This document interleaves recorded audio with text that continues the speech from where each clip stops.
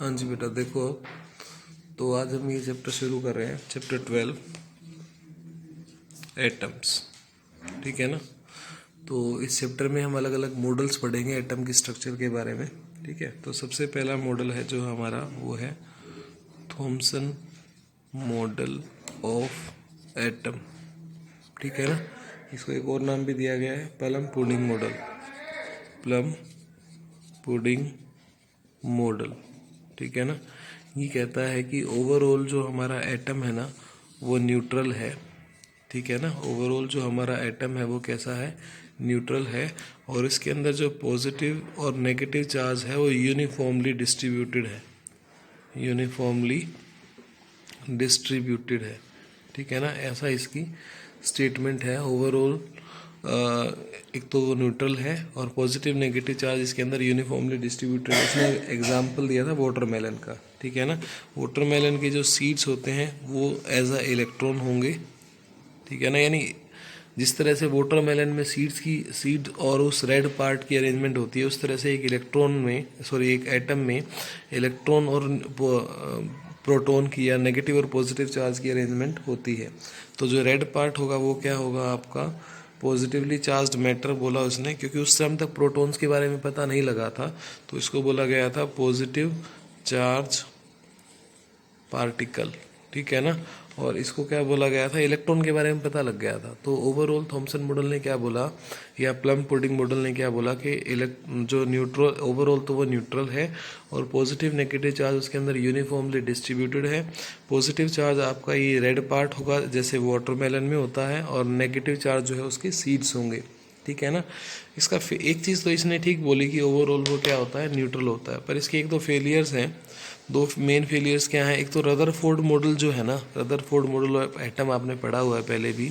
तो Rutherford model of atom में जो बैक स्कैटरिंग हो रही है ना, वो ये एक्सप्लेन नहीं कर पाया कि वहाँ पर बैक स्कैटरिंग क्यों हो रही है। ठीक है ना। बैक स्कैटरिंग को एक्सप्लेन नहीं कर पाया। दूसरा चीज़ जो आप ये कह सकते हैं, अब पढ़ोगे स्पेक्ट्रल सीरीज, पढ़ोगे इस चैप्टर में spectral series of hydrogen atom, वो भी ये एक्सप्लेन नहीं कर पाया। तो ये तो इसकी मेन लिमिटेशन है। ठीक है। इसके बाद चलो अब ये रदरफोर्ड एक्सपेरिमेंट ही पढ़ते हैं, या इसको alpha particle back scattering experiment भी बोलते हैं। ठीक है ना। Rutherford experiment. ठीक है। या आप इसको बोल दीजिए alpha particle scattering experiment. Alpha particle scattering experiment. ठीक है ना। अल्फा पार्टिकल स्कैटरिंग एक्सपेरिमेंट, जो कि एक्चुअल में किया किसने था, गीगर और मार्सडन ने किया था। गीगर और मार्सडन ने किया था। गीगर और मार्सडन जो है वो रदरफोर्ड के पीएचडी स्कॉलर थे। ठीक है ना। तो इन सब के लिए सबसे पहले हमें क्या चाहिए, अल्फा पार्टिकल चाहिए। ठीक है ना। अब अल्फा पार्टिकल क्या होता है, हीलियम न्यूक्लियाई के बराबर होता है। अल्फा पार्टिकल हीलियम न्यूक्लियाई के बराबर होता है।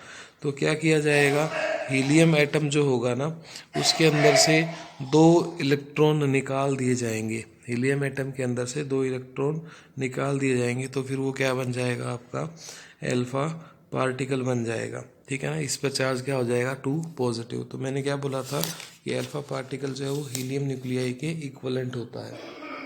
ठीक है ना। तो इस एक्सपेरिमेंट के लिए अब सेटअप समझ लो। मैंने क्या बताया, रदरफोर्ड एक्सपेरिमेंट, या इसको बोल सकते हैं अल्फा पार्टिकल स्कैटरिंग एक्सपेरिमेंट। किया किसने था, ये गीगर और मार्सडन ने किया था। इसके लिए क्या चाहिए, अल्फा पार्टिकल। अल्फा पार्टिकल किसके बराबर होता है, हीलियम न्यूक्लियाई के बराबर होता है। कैसे बनता है ये, हीलियम से 2 इलेक्ट्रॉन रिमूव कर लिए जाते हैं। ठीक है ना।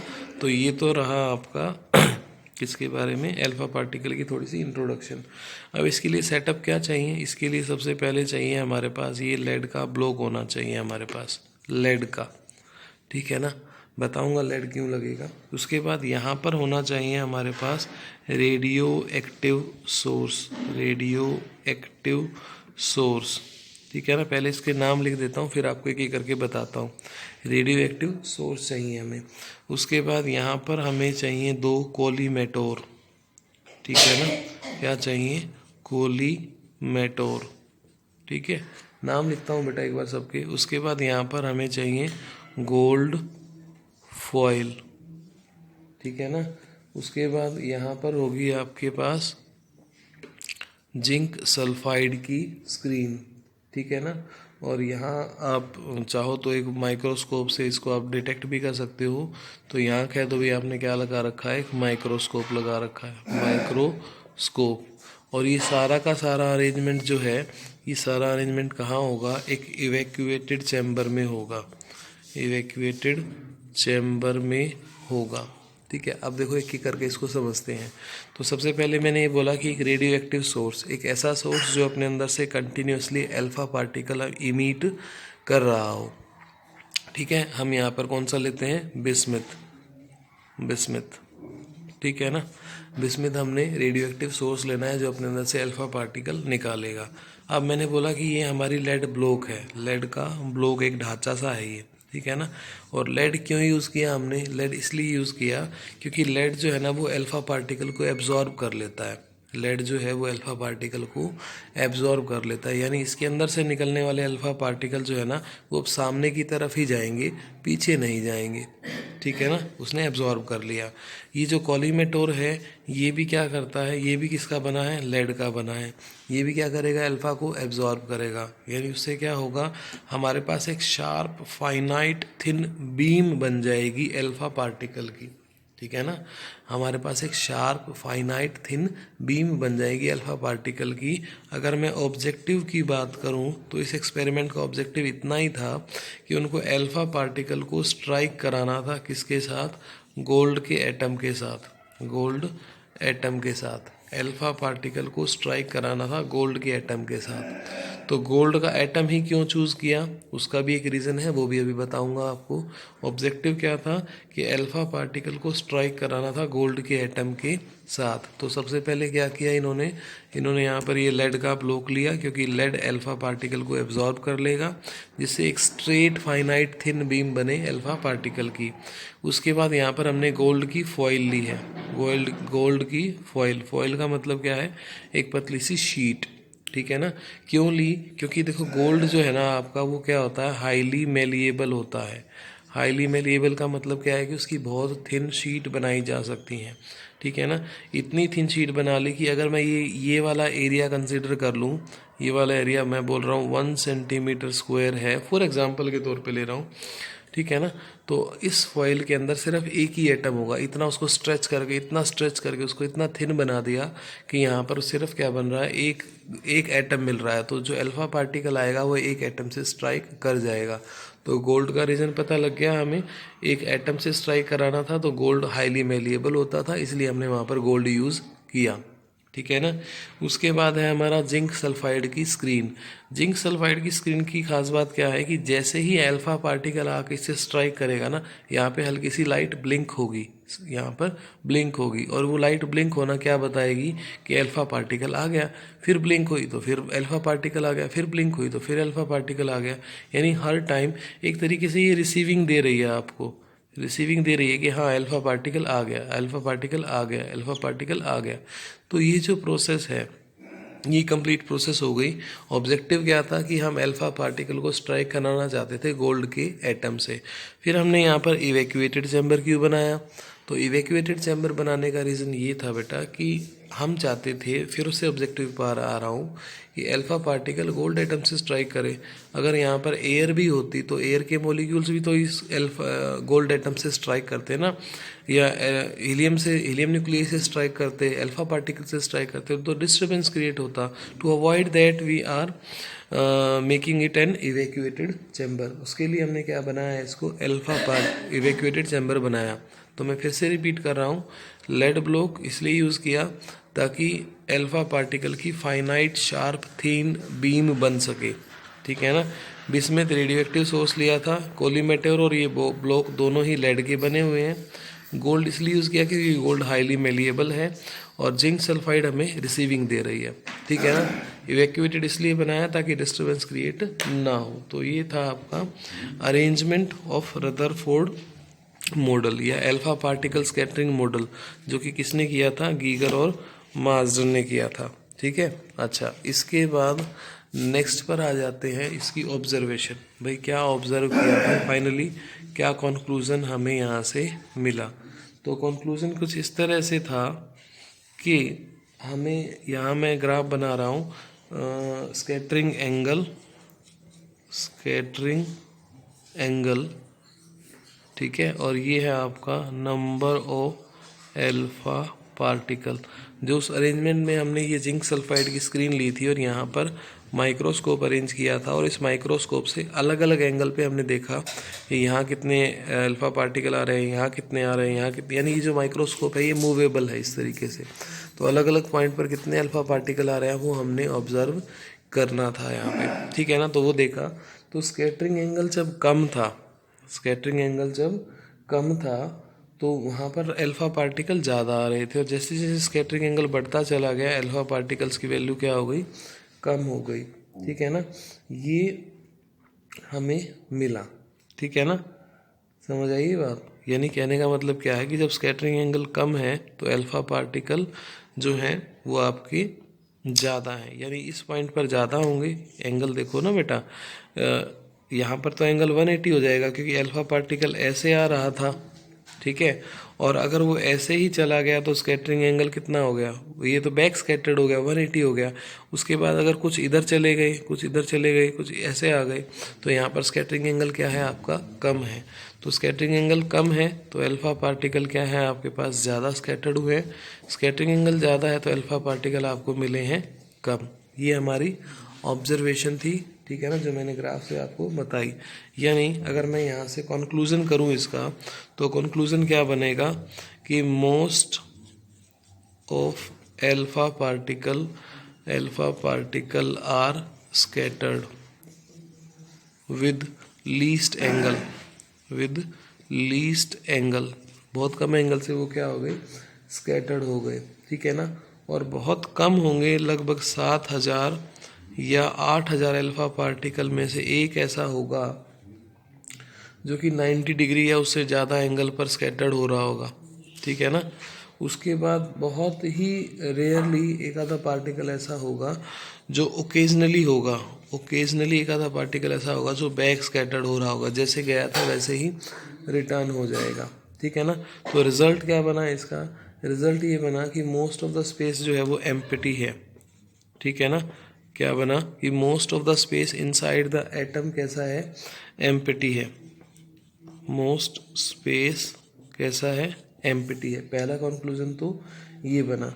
और ये जो बैक स्कैटरिंग है ना, यहाँ से पता लगा कि बीच में कोई चीज़ ऐसी है जो अल्फा पार्टिकल को क्या कर रही है, बैक स्कैटर्ड कर रही है, और उसका चार्ज कैसा है, पॉजिटिव है। उसको नाम क्या दिया गया, न्यूक्लियस दिया गया। क्योंकि बेटा देखो अल्फा कैसा था, पॉजिटिव था, तो यहाँ पर कोई पॉजिटिव होगा तभी तो वो बैक स्कैटर्ड होगा ना, अदरवाइज तो बैक स्कैटर्ड होने से रहा। तो बीच में कुछ ऐसा है जिसको हम क्या बोल रहे हैं, न्यूक्लियस, जो कि कैसा है आपका, पॉजिटिव है, जो कैसा है, पॉजिटिव है, ठीक है ना। और ओवरऑल हमारा एटम क्या है, न्यूट्रल है। ये बात तो थॉमसन ने भी बोली थी, ये बात तो ठीक है ना। कोई चार्ज नहीं है ओवरऑल उसके ऊपर, जितना पॉजिटिव चार्ज है उतना ही नेगेटिव चार्ज है। बीच में पॉजिटिव है जो कि इसको क्या नाम दिया, न्यूक्लियस है। और क्योंकि बहुत सारे alpha particle as it is back scattered हो गए थे, इसका मतलब बहुत सारा स्पेस क्या है, खाली है बीच में, ठीक है ना। तो ये हमारा कंक्लूजन था। अगर मैं इसी चीज़ को डायग्राम से बताऊँ आपको, देखो इसी चीज़ को डायग्राम से देखें हम, तो वो कुछ इस तरह से होगा कि ये मैं मान लेता हूँ कि ये है पॉजिटिव चार्ज, और ये इसके सराउंडिंग में क्या है, इलेक्ट्रॉन्स का क्लाउड है, ठीक है ना।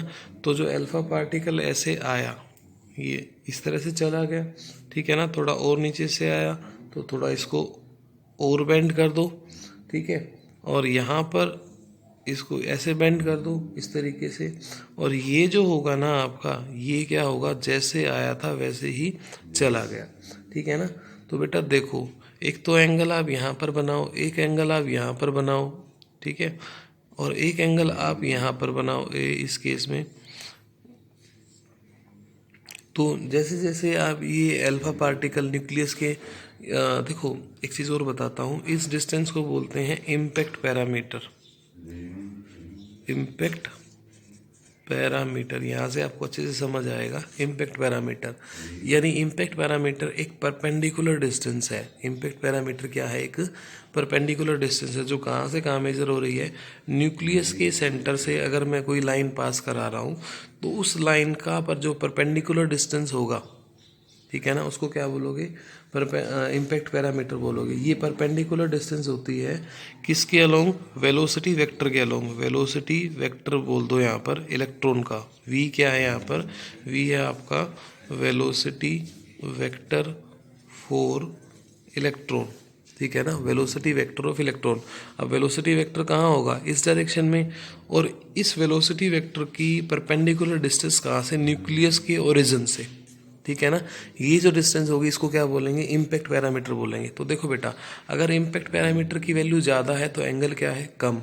अगर इम्पैक्ट पैरामीटर की वैल्यू 0 हो गई तो एंगल क्या हो गया? मैक्सिमम हो गया, ठीक है ना। तो ये तो था आपका इम्पैक्ट पैरामीटर के बारे में। और डायग्राम से मैं आपको वही चीज़ बता रहा था कि most of the alpha particle तो बैक्स एज इट इज़ निकल जाते हैं, ठीक है ना। बहुत कम ऐसे होते हैं कि जो 90 से ज़्यादा बड़ा एंगल बनाते हैं, ठीक है। उसके बाद रेयरली कोई ऐसा पार्टिकल होता है जो 180 डिग्री का एंगल बनाता है, ठीक है। और इम्पैक्ट पैरामीटर एक परपेंडिकुलर डिस्टेंस है किस किस के बीच में? वेलोसिटी वेक्टर और imaginary line passes through the nucleus, ठीक है ना। इन दोनों के बीच की जो परपेंडिकुलर डिस्टेंस है इसको क्या बोलते हैं? इम्पैक्ट पैरामीटर बोलते हैं। और अगर इम्पैक्ट पैरामीटर की वैल्यू ज़्यादा है तो क्या होगा आपका? Scattering angle. ये जो एंगल होगा ना, इसको मैं नाम दे देता हूँ स्कैटरिंग एंगल। स्कैटरिंग एंगल, ठीक है। अगर इम्पैक्ट पैरामीटर ज़्यादा है तो स्कैटरिंग एंगल क्या हो जाएगा? कम। अगर इम्पैक्ट पैरामीटर कम है तो स्कैटरिंग एंगल क्या हो जाएगा? ज़्यादा। और अगर इम्पैक्ट पैरामीटर 0 है तो स्कैटरिंग एंगल क्या हो जाएगा आपका? मैक्सिमम। कितना हो जाएगा? 180 डिग्री, ठीक है ना। यहाँ लिख देता हूँ 180 डिग्री, ठीक है जी। तो ये था आपका इम्पैक्ट पैरामीटर के बारे में। और ये डायग्रामेटिकली व्यू भी हमने देखा। अच्छा, एक चीज़ और भी इसी डायग्राम से मैं आपको बता देता हूँ। वो क्या है कि जो ये आपका अल्फा पार्टिकल है जो बैक स्कैटर्ड हो रहा था, यहाँ पर ये जो अल्फा पार्टिकल है यहाँ बैक स्कैटर्ड हुआ, वो यहाँ तक आया और वापस चला गया। तो ये जो डिस्टेंस होती है ना न्यूक्लियस के सेंटर से लेकर और यहाँ तक, ये जो अल्फा पार्टिकल जहाँ तक आया था, इस डिस्टेंस को हम बोलते हैं डिस्टेंस ऑफ क्लोजेस्ट अप्रोच, ठीक है ना। इसको क्या बोलते हैं? Distance of closest approach. यानी वो मैक्सिमम डिस्टेंस है जहाँ पर आकर इस अल्फा पार्टिकल की काइनेटिक एनर्जी क्या हो गई? 0 हो गई, ठीक है ना। एक बार आके रुका ना, तो ये वो आप कह सकते हो डिस्टेंस है किस किस के बीच में? न्यूक्लियस और अल्फा पार्टिकल के बीच में, जहाँ पर आकर ये रुकता है। इसको बोलते हैं डिस्टेंस ऑफ क्लोजेस्ट अप्रोच, या जहाँ पर आकर maximum kinetic energy alpha particle की क्या हो जाती है? 0 हो जाती है, ठीक है ना। तो ये आपका डिस्टेंस ऑफ क्लोजेस्ट अप्रोच है, ठीक है जी। अच्छा, अब इसमें चलो फिर नेक्स्ट वीडियो बना लेता हूँ, काफ़ी लेंदी हो गया ये।